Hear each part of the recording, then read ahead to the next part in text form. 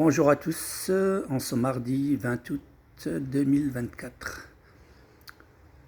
Ça fait des années maintenant que je vous parle de ce qui m'est arrivé en 2007 sur la ville de Strasbourg et dont l'État français est parfaitement au courant et qui refuse de reconnaître mes très graves préjudices comme ceux des très nombreuses victimes qui sont aussi exilées à l'étranger car nous sommes devenus des parias pour l'État français en tant que lanceur d'alerte.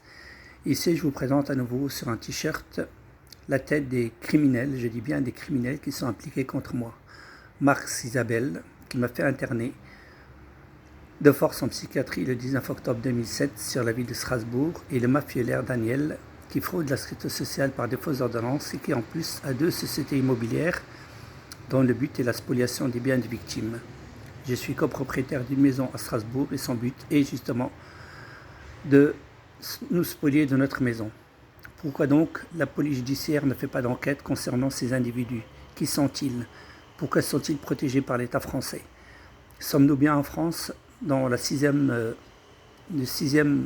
puissance mondiale, soi-disant, ou dans une dictature? À ce jour, après 17 ans, je ne considère pas que la République française est une démocratie. Je parlerai plutôt d'une dictature psychiatrique où l'on fait enfermer les gens pour les spolier et pour s'en débarrasser comme des chiens enragés. Je vous ai déjà parlé du livre de professeur Goetz. Voilà.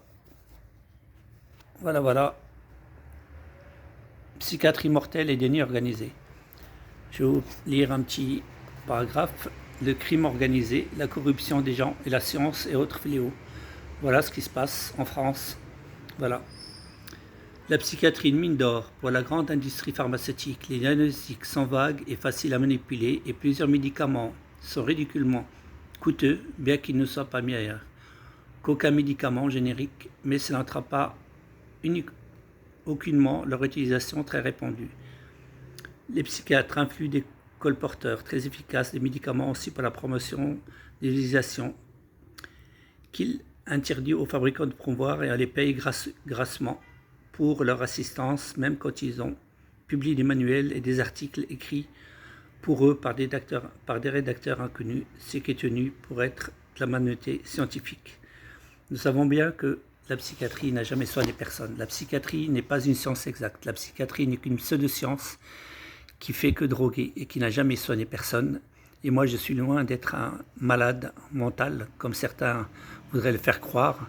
Et j'ai bien la tête sur les épaules. Et ce que je dénonce, je le prouve à travers mes vidéos, à travers les photos, à travers les vidéos et les preuves, des milliers de preuves que j'ai amassées après mes enquêtes de très nombreuses années. Voilà, donc pourquoi ces individus sur Strasbourg ne sont-ils pas en prison? Qui les protège? Sont-ils des tueurs de la République? J'attends de l'État français qui prenne ses responsabilités, moi j'ai pris les miennes.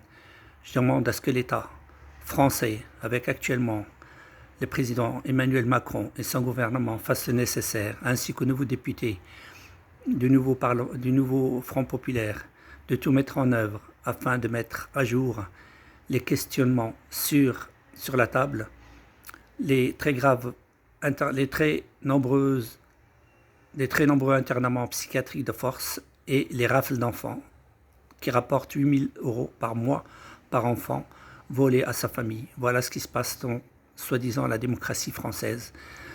Je remercie de partager au maximum et je vous souhaite une très bonne journée et merci à vous de partager au maximum. Au revoir.